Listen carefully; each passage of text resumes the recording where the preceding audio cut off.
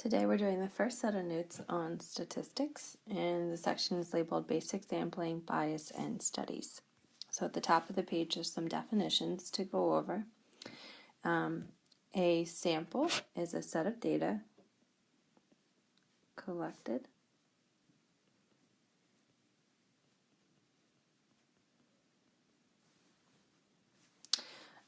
A random sample is an unbiased representation of a group.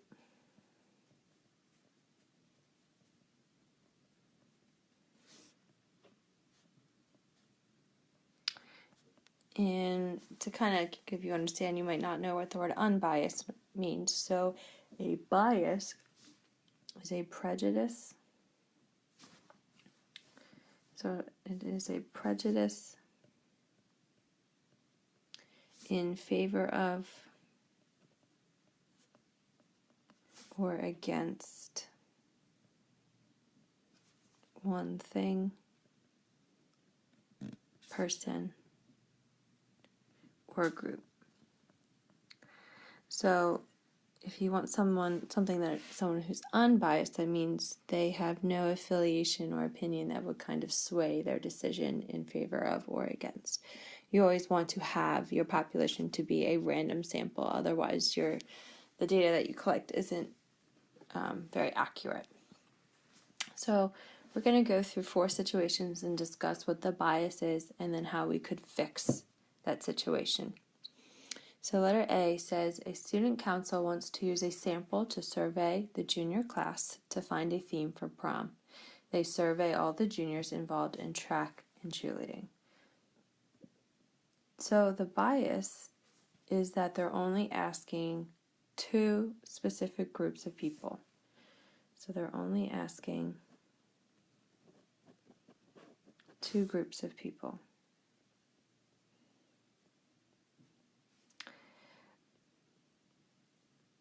So the fix, there's several different answers you could put here. I'll just tell you a few that I've heard throughout the other classes. So some students said hold a meeting after school and whoever shows up to the meeting can vote. Maybe ask every extracurricular activity, not just track and cheerleading, or ask the entire school instead of just the junior class. So you could possibly come up with one on your own. So any of those scenarios could be written down for the fix. So I'm not going to write the fix for any of these A through D. I'm just going to tell you a couple of them, and you can write down the one that you like the best, or you can come up with one on your own. So letter B says a donut shop wants to find out what donut everyone likes the most. The donut shop surveys the first 10 people who come into the store. So the bias is they're only asking the very first 10 people. So they're only asking the first 10 people.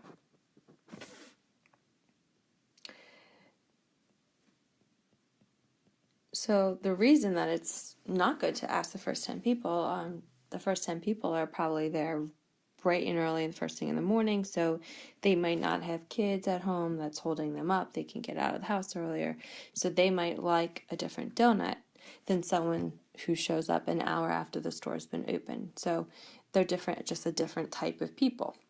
So to fix it, some of your peers came up with the idea of asking 10 people randomly throughout the day. You could say you're going to ask 5 people every half hour throughout the whole time that you're open. So again, you want to come up with a fix that would make it be random, not biased against a certain group of people. Letter C says Wildwood City Council wants to use a sample to survey the citizens in the town to find out what streets need to be paved. They survey everyone within 2 blocks of the boardwalk. So the bias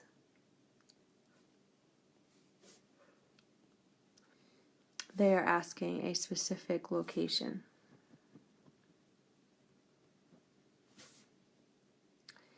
And the problem with asking a specific location is that maybe the streets by the boardwalk are in good condition. So if everyone says they're fine, well, now the whole city of Wildwood's not going to get more repaved, or vice versa. Let's say they say the roads are terrible. Now they're going to pave everywhere, where the rest of Wildwood doesn't necessarily need paving. So your fix, you could say you're going to survey every other street in Wildwood. Some students said ask all the odd number houses, or just drive around. Some students said just drive around and just randomly look and see if you think the roads need to be paved or not. So any of those would work. You can write down which one you like the best. Letter D, a restaurant wants to find out what dessert they should add to the menu. They survey everyone who'd ordered an early bird dinner. So the bias is that you're asking people who show up relatively early. So you're only asking the early birds. And typically, your early birds are your senior citizens. And the senior citizens might like a different type of dessert than the rest of the population. So you don't just want to ask a certain type. So some students said, ask throughout the whole night that you're open, ask their opinion, or maybe every hour, ask all the tables that are sitting down on the hour, survey them. So again, something that's not biased. So you may come up with your own fix if you'd like.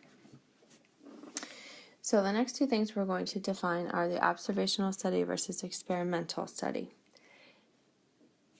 An observational study is when you have no control on how the subjects are assigned.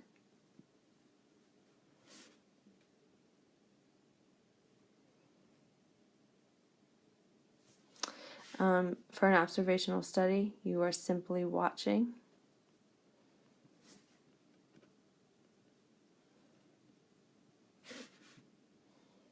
for an intended result. So you're curious about something, so you just decide to sit down and watch what happens. That would be an observational study. Experimental study is when you bring in a study to determine whether an intervention has the cause and effect that you predicted. So it's a study to determine whether a program or intervention has the intended effect.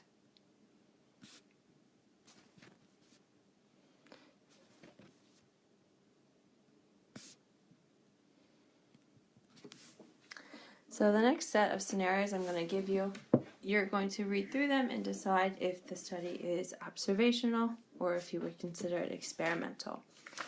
So on the next page, letter A says half of the group gets to try a new pain medicine while the other half uses the most prescribed pain medicine in the country. So this is what we would call an experimental study, because there is a control group. One group is receiving one type of medicine while the other group is receiving a different type. So because there is a controlled group, let's say a controlled random sample,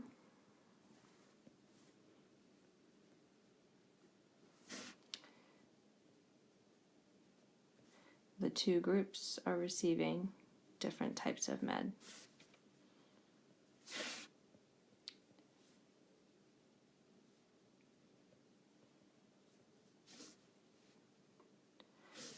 So two groups are receiving two different types of medicine.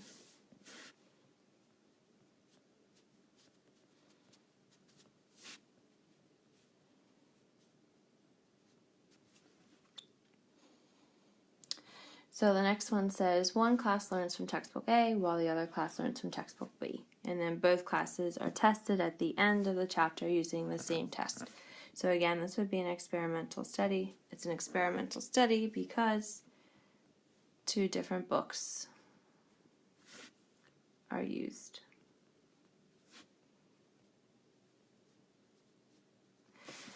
So we have two different textbooks that are being used. Everyone takes the same test. So this would be an experimental study. You have a controlled random group where you are implementing two different types. Letter C says sitting outside of a restaurant to see how many people leave to smoke a cigarette. This would be an observational study because you are simply just sitting there and you are watching and you are recording. Okay, so the explanation would be that you are recording your data. And you have no say, you are just simply watching. Same thing with letter D. Letter D says watching how many people in the cafeteria buy tacos on taco day. Again, this would be an observational study because you are simply an observer. You have no say in different groups.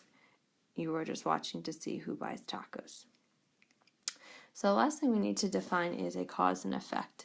And the definition of cause and effect is noting a relationship. So you are noting a relationship between actions. So between actions or events.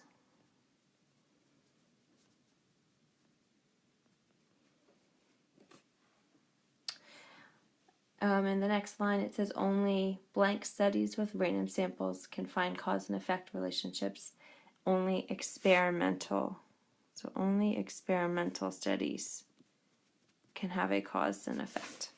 So we're going to go back through A through D and say, does it have a cause and effect, and what was the cause and effect? So at the bottom of your page it says, does each situation from the previous example have a possible cause and effect relationship? So letter A, half of the group gets to try a new pain medicine while the other half uses the most prescribed pain medicine in the country. So yes, this has a cause and effect. The cause and effect would be you are using two different types of medicine to determine which one works better. So yes, because two different types of med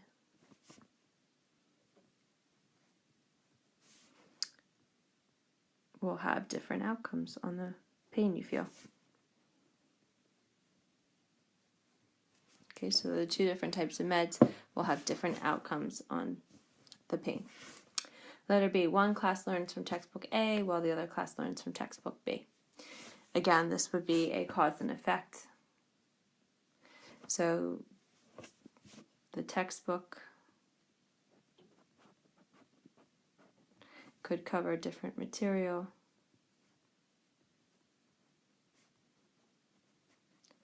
But you're still taking the same test. So, but everyone takes the same test.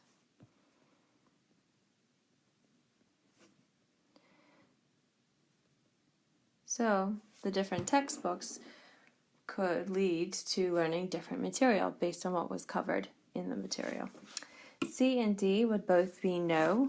So for C and D, they're both going to be no because they're observational studies and only experimental studies have a cause and effect. So for letter C and D, the answer is no. There is no cause and effect, and the answer would be because it's an observational study.